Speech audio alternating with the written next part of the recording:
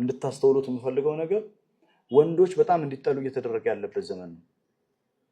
አላህ ለአባት መጥፎ ምልከታ እንዳይኖር ምክንያቱም ሁሉም አባት አንድ አይደለም ቢአይ ዘንቢን ቁትለት ነው ያለው እንጂ አባት ቢአይ ዘንቢን ቀተለሃ አቡሃ አላለም። አባቷ በምን ምክንያት እንደገደላት ትጠይቃለች አላለም። ጀስት ቁትለት ነው ያለው። ለምን አባትን በክፉ የመሳል ሐሳብ ከስነ ልቦናችን ምን ሲያደርገው ሲያወጣው።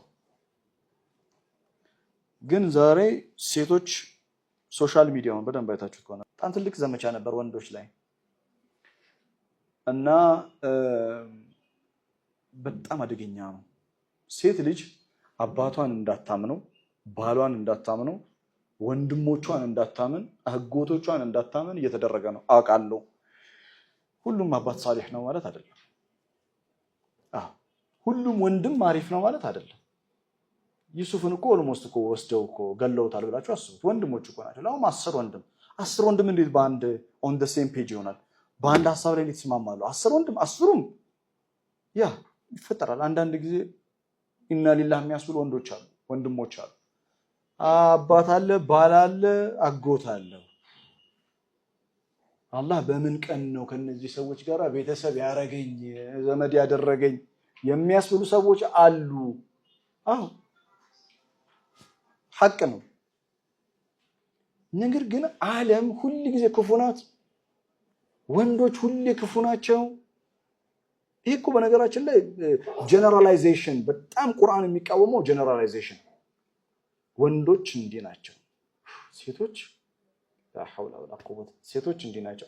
በነገራችን ላይ ወንዶች ተመሳሳይ የሆነ ጸባይ አላቸው፣ ሴቶች ተመሳሳይ የሆነ ጸባይ አላቸው። ያ ማለት ግን ጀነራላይዝ ማድረግ እንችላለን ፈቃድ አለን ማለት ግን አይደለም። ምክንያቱም አላህ እያንዳንዷን ሴት የራሱ ልዩ የሆነ ታምር አድርጓታል፣ እያንዳንዱን ወንድ የራሱ የሆነ ልዩ ታምር አድርጎታል። አያ ሚን አያት ይላል። ከአንድ እናት ወጥተን የተለያየን ነው። ራይት? በደንብ የተለያየን ነው። ቁርአን ምን ይላል መሰላችሁ? وقالت اليهود ليست النصارى على شيء የሚባለውን አስምሩበት። وقالت النصارى ليست اليهود على شيء አይሁዶች ነሳራዎችን ምንም ነገር ላይ ናቸው።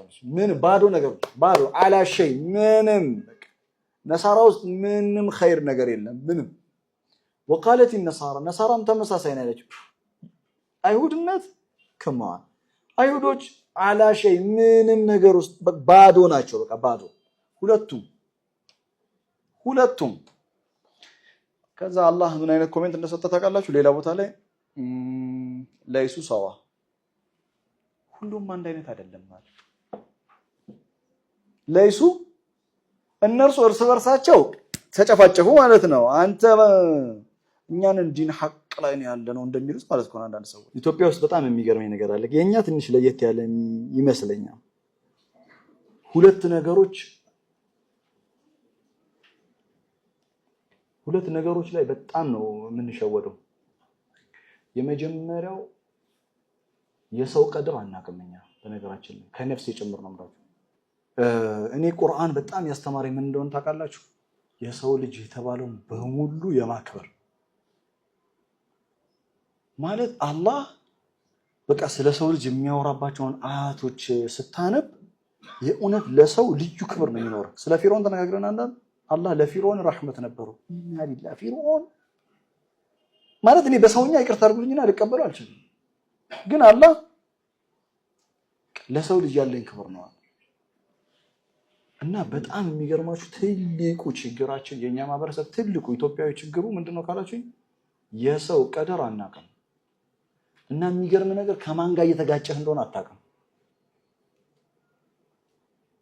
እሷ በጣም በቃ መላእክት ቀርበው የሷን አምልኮ አይተው በጣም የሚደነቁባት ሴት ልትሆን ትችላለች።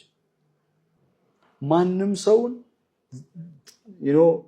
የሰውን እንትን ቀድር አለማወቅ በጣም ከአላህ ጋር ያጣላል። እና በጣም መጠንቀቅ ያለባችሁ ነገር በህይወት ዘመናችሁ ስለማንም በጣም መጠንቀቅ አለባችሁ። ማንም ይሁን ማን